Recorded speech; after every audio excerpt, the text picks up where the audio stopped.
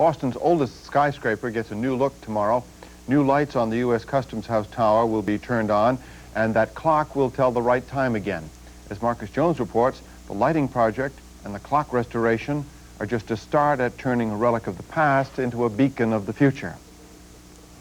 The U.S. Custom House in Boston's financial district. This building has had its better days, but now the doors are closed, the offices are vacant, and to top it all off, the clock doesn't work. Tomorrow, that changes. That clock up there hasn't worked for about 10 years.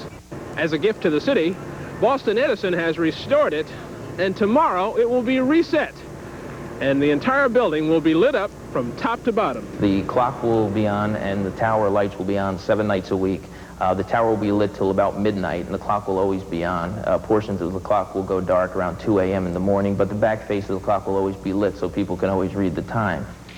These are the men Boston Edison turned to repair the 71-year-old clock, Dave and Ross Hochstrasser. They've worked on some fine pieces before, but this one is special. What's your gratification in a project like this, other than the compensation? Pushing the pendulum and hearing it tick for the first time. We had it set up at a friend's house down in Situate because we couldn't get the clock up here. The elevator was broken. So we set it up there to test run it for a weekend. And finally hearing it tick for the first time after all that work was very gratifying. I think the next exciting thing is going to be seeing how it holds up through the storms in January, February, and make sure that the wind loading on the hands is going to be okay and so forth. So we'll have to watch that too, but that'll be exciting.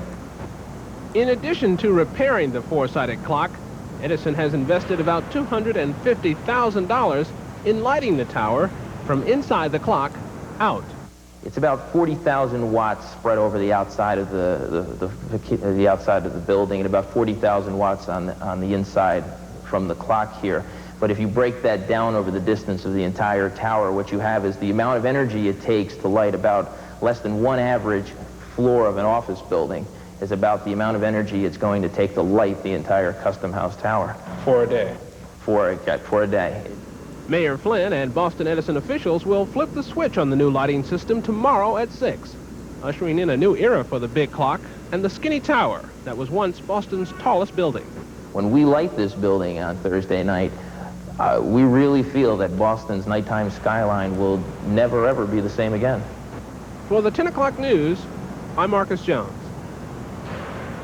And that's our news. I'm Christopher Lyden. And I'm Carmen Fields. I've been here 15 years, and I think that's the first time that clock has been right. It's been right twice a day, every day. Thank you for joining us. Good night.